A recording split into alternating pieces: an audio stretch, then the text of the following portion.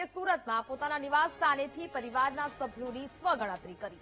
Online પોર્ટલના માધ્યમથી પરિવારના તમામ સભ્યોની નોંધણી કરાવી। ઓનલાઈન નોંધણી કરતા સમયે ઠગબાજોથી સાવધાન રહેવા પણ હરસંઘવી અપીલ કરી છે। ઓફલાઈન નોંધણી સમયે ઓટીપીની જરૂરિયાત ન હોવાથી સાવધાન રહેવાની અપીલ કરાઈ। માત્ર ઓનલાઈન નોંધણીમાં જ ઓટીપીની જરૂરિયાત રહેશે।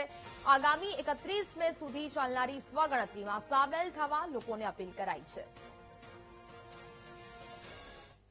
હું તમામ નાગરિકોને અપીલ કરું છું કે 17 મે થી 31 મે 2026 દરમિયાન યોજનારી સ્વગણના એટલે કે જાતે જ ઘરે બેસીને ઓનલાઈન તમે પોતે તમારા ઘરની સુવિધાઓ, તમારા ઘરમાં લાઇટની વ્યવસ્થા કેમ છે, બાથરૂમ છે કે નહીં, તમે શું અનાજ વધારે વાપરતા હો છો, ઘરની અંદર બીજી વ્યવસ્થાઓની શું પરિસ્થિતિ છે, આ બધું જ સ્વગણનામાં સાચી માહિતી જો તમે પૂરશો, સાચી માહિતી જો પહોંચાડશો તો આવનારા દિવસોમાં સરકાર દ્વારા જે બધી જ વ્યવસ્થાઓ છે તે વ્યવસ્થાઓમાં બી વધુ સારી અને અસરકારક રીતે નીચે સુધી પહોંચાડવામાં વધુ સરળતા બની શકે છે।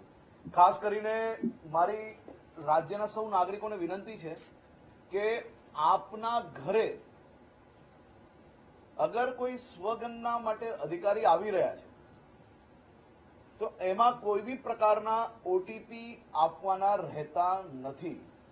જો આપ પોતે ઓનલાઈન કરો છો તો એક ઓટીપી જરૂરથી આવશે, પરંતુ કોઈ ફિઝિકલ એટલે કે કોઈ સીધા જ તમારા ઘરે સ્વગણના માટે આવે છે તો ફોર્મ જરૂરથી ભરવું, પરંતુ એમાં કોઈ બી ઓટીપી આપવાનો રહેતો નથી, જેની સૌ નાગરિકોએ ખાસ નોંધ લેવી।